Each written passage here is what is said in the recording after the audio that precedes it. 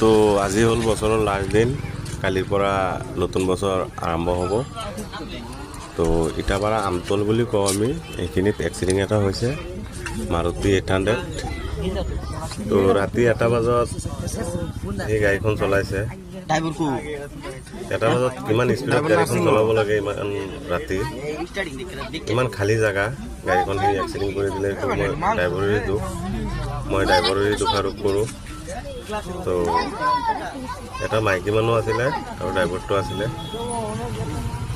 দুটাই নাৰ্ছিঙত আছে। আপোনালোকে ভিডিঅ'টো চাইছে কেনেকুৱা এক্সিডেণ্ট হৈছে।